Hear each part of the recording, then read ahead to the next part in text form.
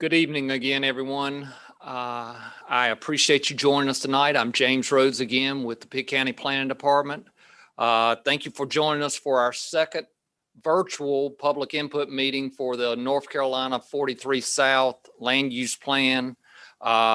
We know most of you have been involved with this process since it started about 8 months ago, and we welcome more input from you tonight. In fact, during our process tonight, you're welcome to put any of your questions into the chat box, and we'll be glad to get to those in order as we start our question and answer session towards the end of tonight's meeting. So again, we appreciate you joining us. Just as a reminder, if you've been involved previously, you know that Pitt County government is leading this planning effort.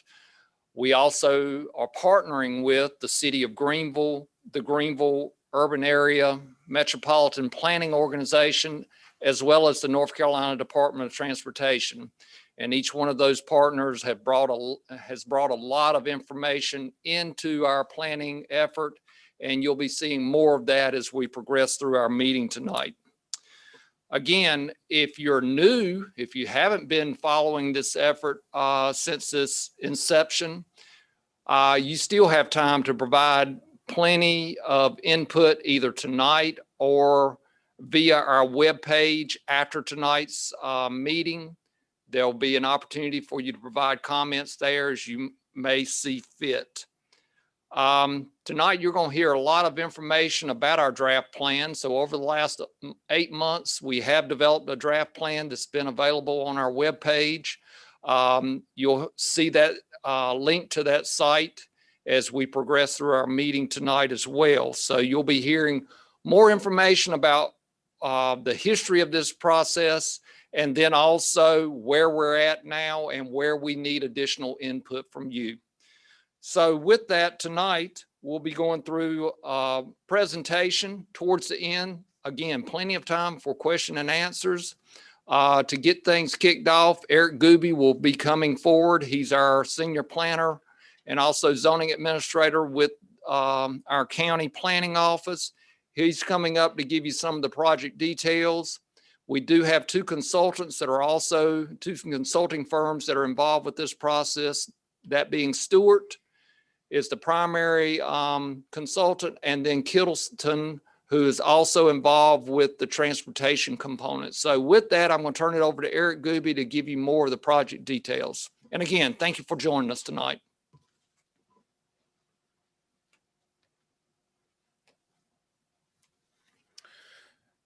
Thank you, James. And just like James said, I want to thank everybody for taking the time to attend this meeting tonight. And hopefully we'll be able to answer any questions that you might have at the end. And so just bear with us through this presentation tonight. So first of all, we want to talk through the project details a little bit. One of the big questions is, why did we need to do a land use plan for the NC 43 South area? The primary reason is a widening project that NCDOT has planned for the northern end of the corridor. If you can see it on your screen, there's a yellow dashed line that outlines the extent of that area. It begins up towards Fire Tower Road, or just south of Fire Tower Road in the Bells Fork area, and that project will extend all the way down to Hollywood's Crossroads, which is the intersection of Worthington Road and Mills Road. And that project will widen the existing highway to a 4-lane facility with a raised median, and it'll also add roundabouts at Signature Drive and at the Hollywood Crossroads intersection. One of the other issues is recent growth pressures. This is one of the areas of the county that we've seen a lot of growth over the last several years, and that's also led into additional traffic congestion on the highway, which is in turn leads to that widening project and the necessity for that. There's also been several recent annexations by the city towards the eastern side of our study area. The study area that you see on the map is the whole area that's outlined in red, and that bulbed out area to the east along Mills Road, that extends out past Hudson's Crossroads. And that is the area that is actually, or a good portion of that area has been annexed by the city. And as evidenced by those annexations, there's also sewer service that is available in that area. And that also in turn leads to a voluntary annexation by the city in order to tap into that sewer system.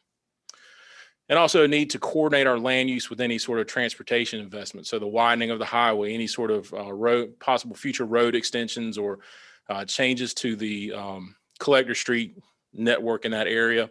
That's all things that we need to address in terms of updating this plan or make sure we have a valid and plan that's workable for this study area. So this is our project schedule. We initially kicked this off back in February of this year. And what you see is very early on in this process, we found ourselves in the middle of a pandemic. And it not only extended our project schedule by several months, but it also changed the way we have to sort of interact with the public and conduct these sorts of engagement processes. So doing many more things virtually, such as this meeting. And as a result of this, we're still getting a lot of good information from the public and working to develop that first draft of the corridor plan.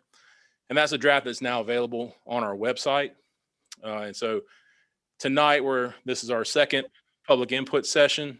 And following this meeting tonight and in the weeks to come, we'll be taking whatever input we receive based off this draft plan, making revisions to that plan as necessary, and then early into next year, begin presenting that to our county planning board as well as our county board of commissioners for their consideration. So in talking about public engagement, we do have a steering committee or what we call a working group that is overseeing this plan. There's probably about a dozen folks that have been serving on this committee regularly. It's representatives both from the city and county planning departments, NCDOT, utility companies, the school system, the MPO, and also we have some appointed members from the county planning board and the city's plan and zoning commission. And so those engagement efforts at the very start, our consultants came down, we did a tour of the entire study area to get a feel of what the area is like, what the character is like, particularly the area in the southern portion of the corridor. Then we had stakeholder interviews where we invited several people who we viewed to be major stakeholders for that study area, major landowners, developers, representatives from the schools, of that sort of thing. And they came in and were able to give their vision for what they felt as the corridor or what the future of the corridor should be. Again, we had that working group that we established, and then also had a couple of online public surveys that were available both in the spring and in the summer. Again, we're on our second public info meeting. The first one was back in July. I know a lot of folks that that have joined in this meeting probably also were able to attend that meeting as well. And then again, we'll have public hearings beginning early 2021. So with that, I'm going to turn it over to one of our consultants, Allison Evans with Stewart, and she's going to discuss the background and existing conditions for the plan itself.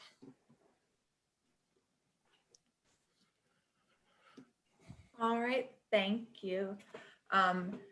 So the background and existing conditions for the study area, which we just described. There's a lag when we're starting up. So we discussed the study area before from about Fire Tower Road down to Chicod. It's a 9.5 mile stretch of the corridor that includes Hollywood Crossroads, where the NC 43 widening project will end, but it includes some of that growing area around Mills Road. Cox Crossing is included, Chicod is included. And it is rapidly growing. The area has seen some growth and applications for a lot more coming in. So to describe the land use character of the corridor, these next three slides work from south to north overall, although things are peppered about throughout the corridor. So more towards the southern end, it's very rural and agricultural. You don't see sidewalks along the corridor. There's no bike lanes. The road shoulder is primarily ditches. It's very low lying. There are a few driveway cuts, larger parcels, really the character of a country highway with some agricultural and industrial agricultural uses peppered along there. As you get north towards Greenville, it's more of an exurban character, which is when it transitions from rural to suburban. There's still no sidewalks or bike lanes, and you have those ditches along the side of the road. But there's a few more driveways, a few more homes, a few more businesses that you'll find in that area. And the traffic is moving a little bit faster as we get to this portion. But still, it's not super busy here because it's so rural. And finally, as you get north towards Greenville, it's a more suburban character, but still no sidewalks, even though there's things people want to access along the side of the road. There are no bike lanes either. There are buildings set back from the road behind parking lots, so you see that when you're driving down the road. And there's a lot of driveway cuts, which can be cause some safety concerns sometimes as people want to get into each individual building and use or home. Traffic is still fast. It is a NCDOT corridor, but there can be some congestion at sometimes based on the time of day. You can see that here in this graphic shows NCDOT traffic counts, a little more orange up towards the north and green as you get down towards Chicago. There's definitely commuters that use this corridor every day, and we did hear some things about traffic and safety in those surveys that Ben mentioned. The existing land uses along the corridor, you can see all that green is either agriculture or vacant, and then there's some uses peppered along the corridor. Some residential uses, some commercial uses, some more industrial uses as well. The bike and ped facilities we already discussed, that while there are some planned, there's not a lot of connections right now. You can see that dotted line with the proposed bike facility coming down. South of the Hollywood Crossroads intersection, you can see this area around the schools. It would be great if we could connect those, get people to parks as well. Connecting the homes and schools would be a great thing to do with bike and ped facilities for the future of this area. As far as agricultural resources, we've talked a lot about that agricultural character all along the study area. There's a lot of prime farmland, a USDA designation for land of a high quality. So, people do want to protect that. And there are a few voluntary ag districts that clustered towards the south, which, will be preserved as farmland. And then finally, we ran an urban development suitability model, which basically just tells us areas where we could see development coming in based on things like how close commercial and residential uses are there major intersections there, is there sewer service, are there schools and parks nearby, what does the actual ground look like, is it environmentally challenged or constrained in any way. But you can see through here, nothing too surprising. Up near Greenville and Fire Tower Road is a little bit more suited, as well as around Hollywood Crossroads and down towards Chicago. And areas easily served by sewer have a higher potential for development, which it'll be a theme you'll see throughout these recommendations, sewer service kind of guiding where things go.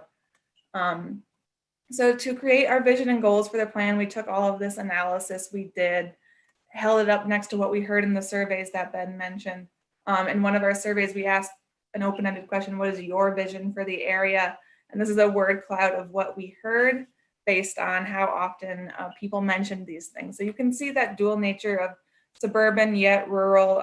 People want it to stay rural, but they also want more businesses. They want their traffic to flow more and be safe. They want to see bike lanes, and they want to see improved infrastructure and housing. So there's a lot to glean from this feedback right here. But once we put it with the analysis, we came up with a vision statement for the corridor, which said it will be responsive to suburban growth pressures of Greenville and the rural character of Pitt County that exists now. So how do we balance those two? That will be through context-sensitive consideration of land use and transportation infrastructure along the roadway. That vision statement is supported by 5 goals. How are we going to do this? We want to create a safe, efficient, and convenient multimodal transportation system that addresses that lack of pedestrian and cycle facilities, as well as making it safer for automobiles. We want to coordinate public and private investments, having Greenville and Pitt County, working with those developers who are trying to come in to create something that's best for everyone, to direct growth, commercial growth towards the Hollywood Crossroads intersection that was rated well for urban suitability and wouldn't be impeding on the rural areas to the south. Because we want to preserve that rural character, which we see in number 4. And we want to discourage sprawl and growth that is premature or inappropriate in areas. You know, there's a lot of vacant land, as we saw from that existing conditions map. And while, you know, it feels like you should just eat it all up, we do want to preserve that rural land and be smart about how we grow. So now, if Jay will tell you all about how we plan to do that. He will show you the conceptual land use framework based on that vision and goals and the analysis that we did before. So to keep a suburban commercial future at the Fire Tower Road area and also some commercial activity with surrounding residential around Hollywood Crossroads. We want that southern part to stay rural, as we discussed before, direct things here and here, and to keep this area more suburban, but respect the environmental constraints that we see now. We do see some expanding residential eastward here. So some of our recommendations will look at how we can make things flow and work a little better in that area as well. So now Jay will tell you about how we're going to do that.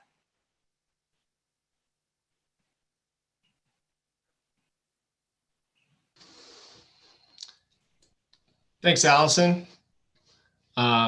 My name's Jay McLeod, and I'm also with Stuart, and we helped facilitate the development of this land use plan.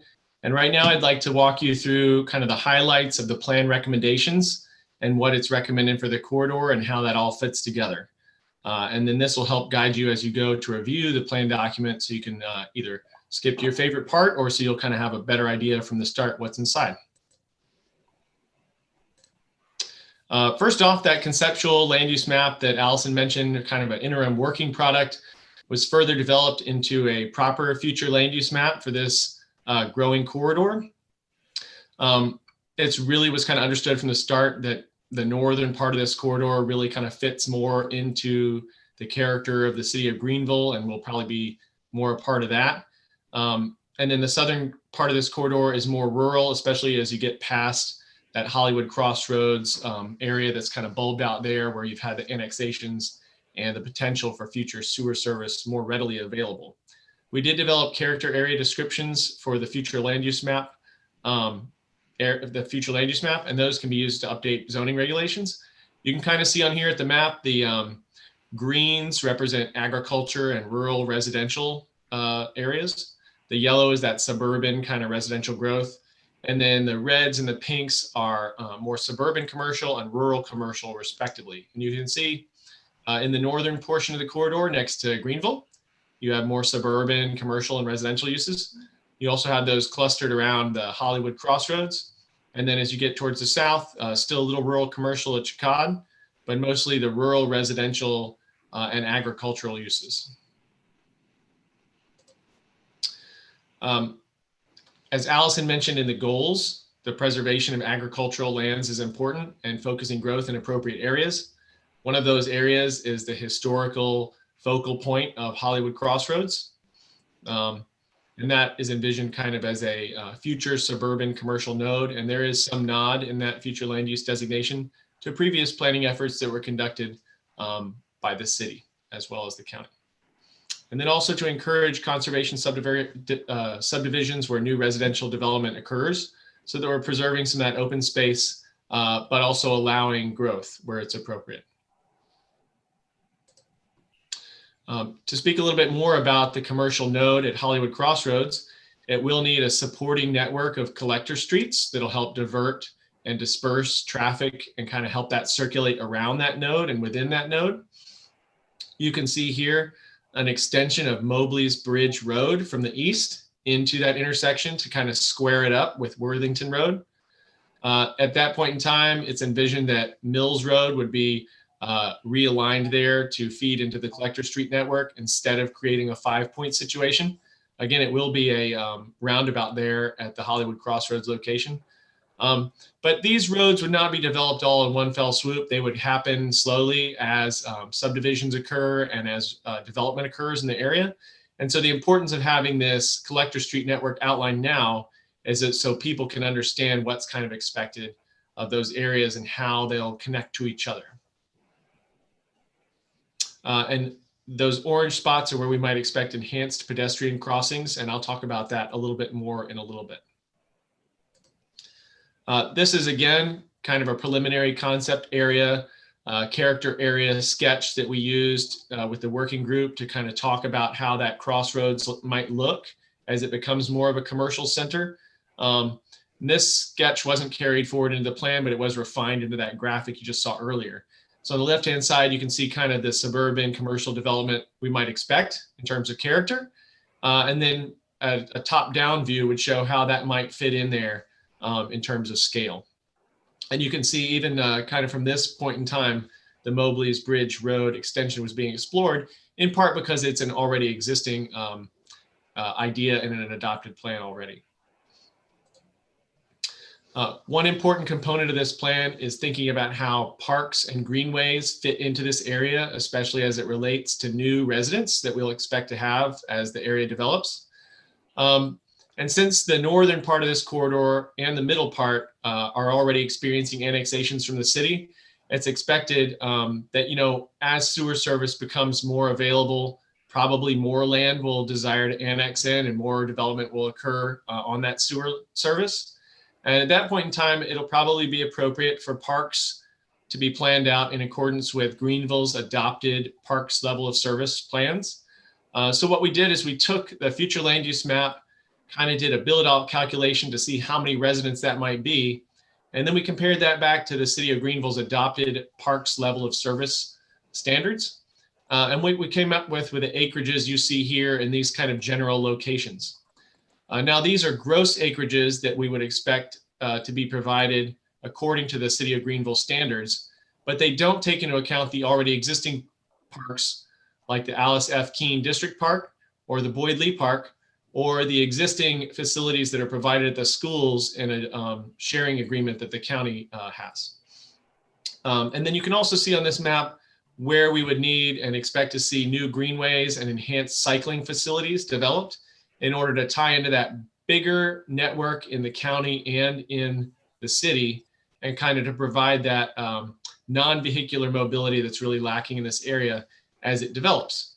And those also kind of link somewhat to the schools, which of course have you know, children that use those facilities and can use them for transportation. To elaborate a little bit more about the transportation improvements, you see here the orange dots in conjunction with the purple collector street network that's been proposed. These orange dots would be areas where it might be a good candidate for an enhanced pedestrian street crossing. So think like crosswalks or signalized intersections, perhaps at some time in the future when the pedestrian traffic and the vehicular traffic warrant this type of improvement from either NCDOT or the city or the county, or some partnership therein. And these would increase pedestrian safety at the crossings, enhance that pedestrian connectivity across, you know, so both sides of the highway are not split in half.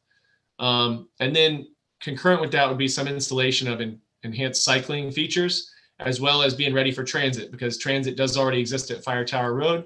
And at some point in the future, it might be viable to extend it further south to that activity node at Hollywood Crossroads. Future activity node. Also a very important part of the plan, especially in an area with such a high water table, is thinking about encouraging new development to be on sewer service, particularly gravity sewer service in that area in and around Hollywood Crossroads, and that those areas that are being annexed by the city or may be annexed in the near future, to discourage new force main sewer connections, which was a concern of the utility providers in terms of maintenance concerns, and to update the stormwater requirements closely in coordination with the Southeastern Drainage District as that development happens. Final part of the plan is discussion of implementation steps and how we can bring the plan recommendations forward into real life and to actually change the direction of development and prepare for the future. And so what you see here is kind of an example crosswalk for zoning that might be used by elected officials when they have a rezoning in front of them, to give them just one more data point when they make their decision about whether or not a rezoning would be appropriate in either the city or the county. We hope that will be used. And so that kind of sums up the highlights. I'd like to pass it over now to my colleagues at Pitt County to walk through the next steps. Thank you.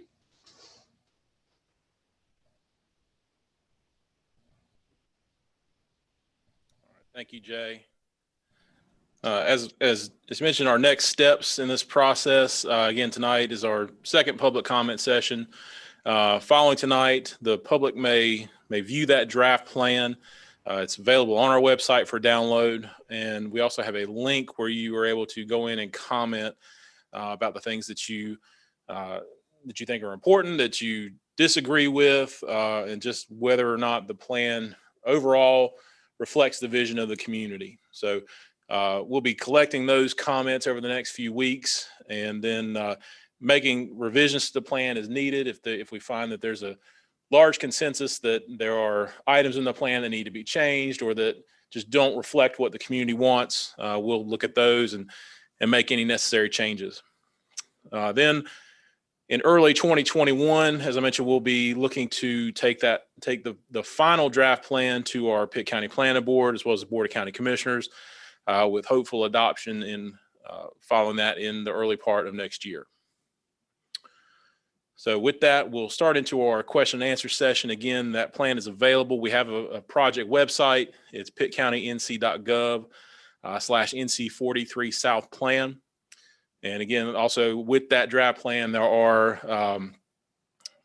there's a link to a survey or a small feedback page to answer those questions. Does the plan effectively capture the community's vision? And what recommendations do you support?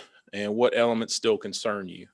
And if you want to even if you just want to provide just general comments, if you don't want to click on that page, if you want to email me, that's also acceptable. My email address is also available on the website. So please take time and go check out our plan. Let us know how we're doing. And with that, we will turn it over into our Q&A session. So if anybody has any questions, if you would just put them in the chat box or just raise your hand so we can get to them in order, and we'll try to answer them as best we can.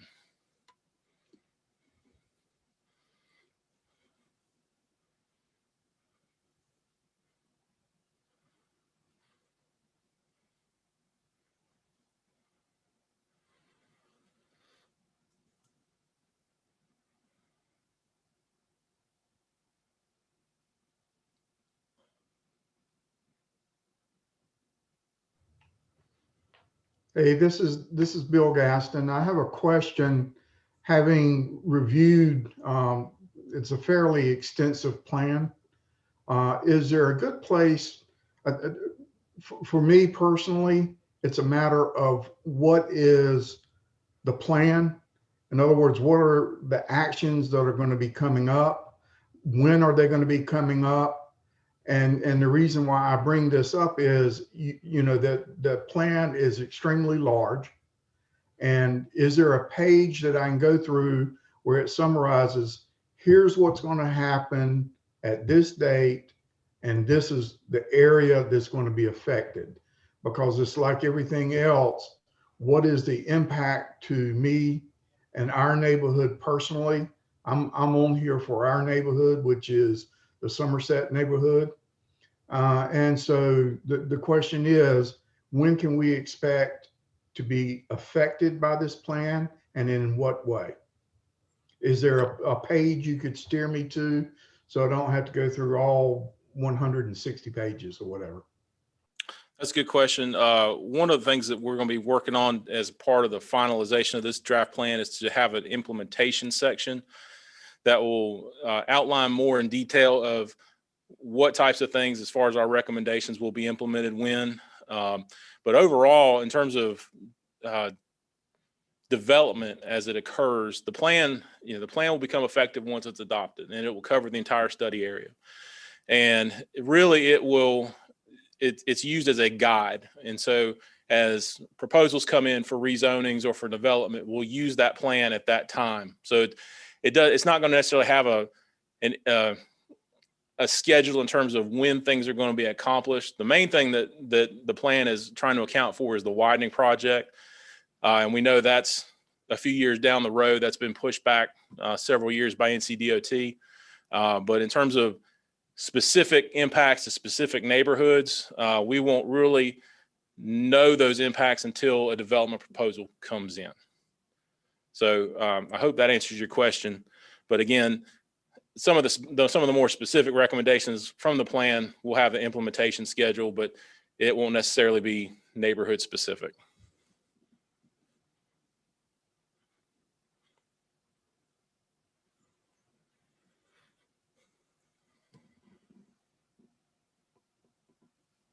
I can't see the chat screen on this page.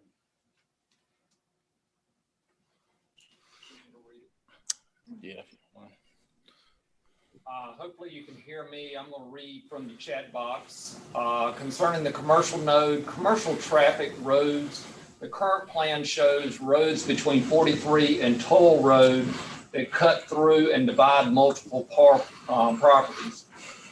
I would think it would be better for landowners. Start over, I've got a mic now. From the chat box, concerning the commercial node, commercial traffic roads, the current plan shows roads between 43 and Toll Road that cut through and divide multiple properties. I would think it would be better for landowners and users of the roads should follow property lines whenever possible, rather than dividing the properties. Can you comment on how fluid these road additions are? And that's from Mark Jarman. Okay. Good question, Mark. Thank you for that question. The network that's shown in the plan in terms of the road network, that is purely conceptual at this point.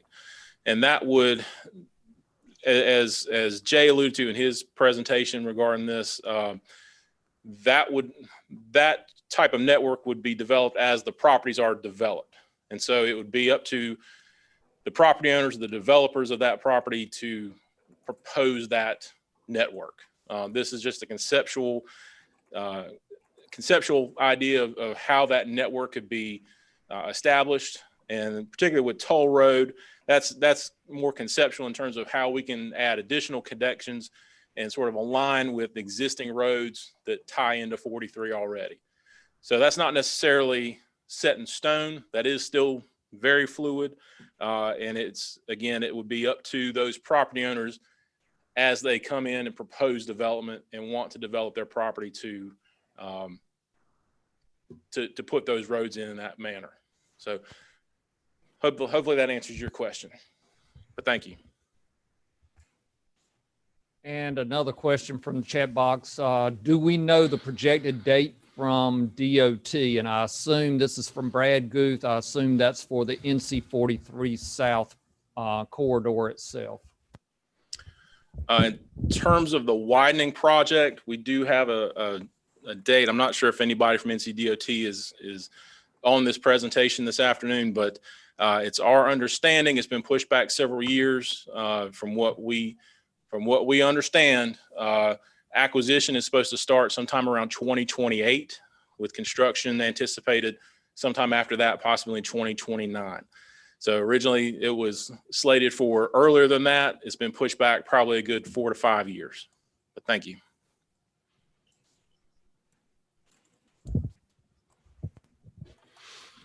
That's currently all we have in the chat box, but if you have questions, please raise your hands, or if you just rather put it in the chat box, we can certainly pick it up there as well.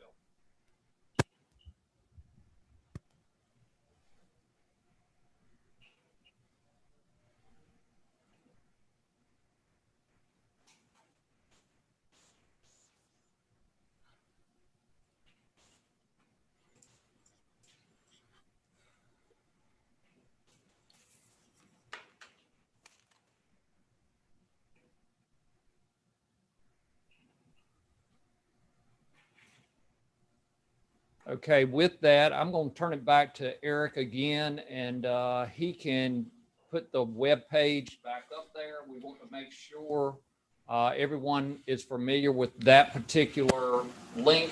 It has the link to the draft plan currently, and those are the 3 questions that will be posted as well. Did just get another comment in the chat box. This is from Rex Hudson. Will the roundabout be 1 lane or 2, either at the roundabout? Yes. Yeah. According to the current plans, the roundabout at Hollywood Crossroads, so at the intersection of Worthington Road and Mills Road, that is proposed to be a 2-lane roundabout. And I believe the one at Signature is also a 2-lane roundabout. So both of them will be 2-lane roundabouts. Yes.